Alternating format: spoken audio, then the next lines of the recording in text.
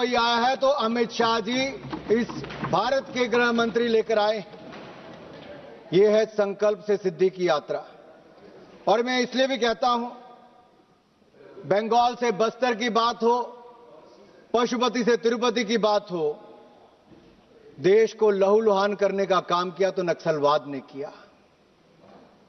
ये red corridor 126 जिलों तक पहुंचा, जंगलों में इसकी आग जलती रही, और इस नक्सलवाद के आगे किसी ने सरेंडर किया तो उस पार्टी का नाम है कांग्रेस।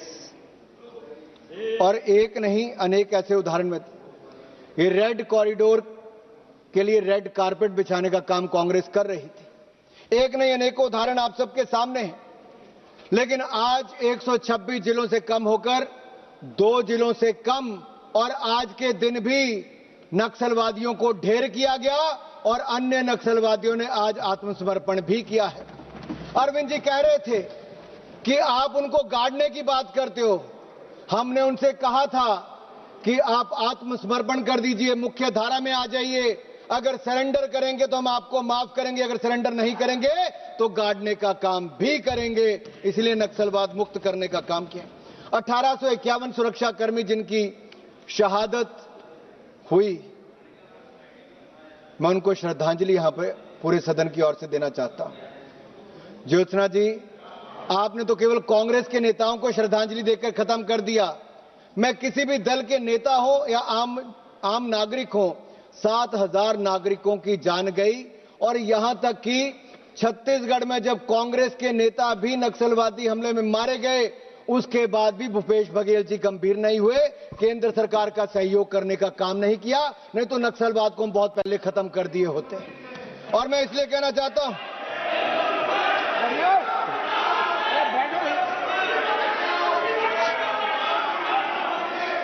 ये तो 1967 में इंदिरा गांधी जी की सरकार बनी और नक्सलवाद का जन्म हुआ। फिर इंदिरा गांधी जी की सरकार बनी तो पंजाब में आतंकवाद आया, और चाहे कश्मीर की बात करें तो वहां पर भी हो। जिस बीमारी का आपका पास इलाज नहीं था, आप उसको लाइलाज कहते थे, उसका इलाज भी नरेंद्र मोदी की सरकार ने निकाला। आज नक्सलवाद मुक्त करने का काम किया। जिस मर्ज की आपके पास दवा नहीं थी, उसकी दवा भी हमने दी और उसको दबाने का काम भी हमने किया है। यह है संकल्प हमारा, और सिद्धि तक ले जाने का काम दृढ़ निश्चय के साथ काम किया है। आपका नेतृत्व कमजोर था, आप सरेंडर करने का काम करते थे। आप आज गरीबी, पिछड़ापन और सामाजिक भेदभाव की बात करते। 60 साल आप लोग सत्ता में रहे, आप सरेंडर करते रहे, हमने सरेंडर नहीं किया। और मैं ये कहना चाहता हूं, यही नहीं, राहुल जी आज सदन में नहीं है, लेकिन टुकड़े टुकड़े गैंग के साथ कंधे से कंधा मिलाने चले गए थे।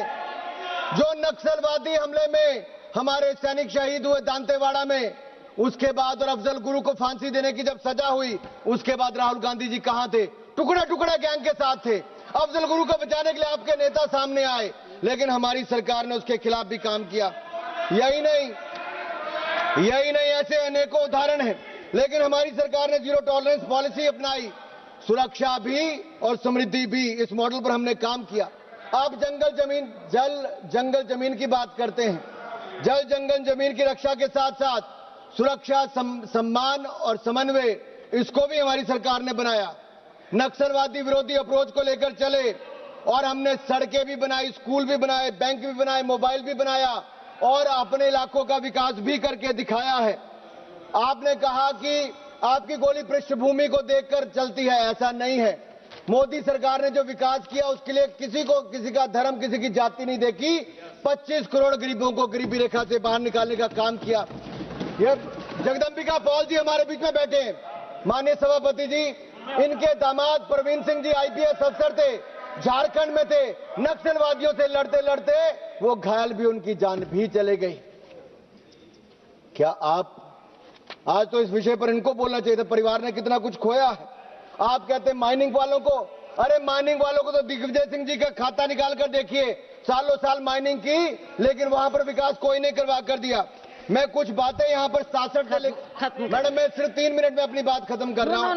67 के दशक में इंदिरा जी की सरकार थी, आईबी चौहान जी ने क्या कहा, गृह मंत्री थे, उन्होंने कहा यह कानून व्यवस्था का मामला है, इसे स्थानीय पुलिस बल द्वारा रोका जाएगा, कुचला जाएगा। ये थाने का मामला है, थाने का मामला बताया था आपने 67 में। 126 जिलों में पहुंचा। 80 के दशक में राजीव गांधी जी की सरकार में उन्होंने कहा नक्सलवाद की समस्या मूलतः सामाजिक आर्थिक समानता की समस्या है। मैडम 2 मिनट में खत्म करो प्लीज। इसे विकास से हल कर लिया जाएगा। और यही नहीं, 1990 में नरसिम्हा राव जी की सरकार में कहा गया, ये बिहार, आंध्र प्रदेश, मध्य प्रदेश में पहुंच गया और ये कहा एक विकास की समस्या है। अरे 60 साल आप सरकार में रहे तो क्या करते रहे आप लोग? अनुराग जी, यही नहीं, मनमोहन सिंह की सरकार में नक्सलवाद चरमोत्कर्ष पर पहुंच गया और ये भी कमजोरी अपनी दिखाते गए और कहते कि नक्सलवाद अब तक देश की सबसे बड़ी सुरक्षा चुनौती है। मैं कहना चाहता हूं, दिग्विजय सिंह जी ने जो आपके ही गृह मंत्री के बारे में कहा, जब दांतेवाड़ा का अटैक, उन्होंने कहा ऑपरेशन ग्रीन हंट की रणनीति पर पुनर्विचार करना चाहिए। माओवाद समस्या केवल सैन्य समस्या से हल नहीं होगी। पी चिदम्बरम इंटेलेक्चुअल एरोगेंस से ग्रस्त है। गंभीर विषय पर बोलने के लिए खड़ा हुआ हूं। महोदया जी, सबसे पहले मैं स्पष्ट कर दूं, देश की संप्रभुता पर कोई समझौता नहीं हो सकता। आई एम सो सॉरी, अब बोलिए ना। देश की संप्रभुता पर कोई समझौता नहीं हो सकता। सशस्त्र हिंसा किसी भी परिस्थिति में स्वीकार्य नहीं हो सकती। नक्सलवाद देश की एकता और लोकतांत्रिक व्यवस्था के लिए सीधी चुनौती है और इसकी रोकथाम हर हाल में आवश्यक है। लेकिन महोदया जी, नक्सलवाद की रोकथाम केवल कानूनी व्यवस्था का विषय नहीं बल्कि राष्ट्रवाद की मूल भावना से जुड़ा कर्तव्य है। जब देश के किसी हिस्से में भय, असमानता और शासन से दूरी पैदा होती है तो वो क्षेत्र मुख्य धारा से कटने लगता है। महोदया जी, सवाल यह है, जब हम हर साल नक्सलवाद खत्म करने का दावा करते हैं तो ये समस्या बार बार क्यों बढ़ती है?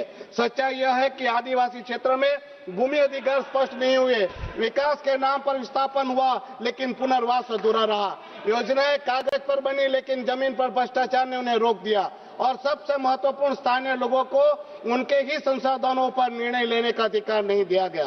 महोदया जी, मैं अपने संघ प्रदेश डीएनए, मैडम 1 मिनट हुआ है, मुझे 3 मिनट तो फटाफट मैं अपनी बात खत्म करिए। 2 मिनट में खत्म करिए।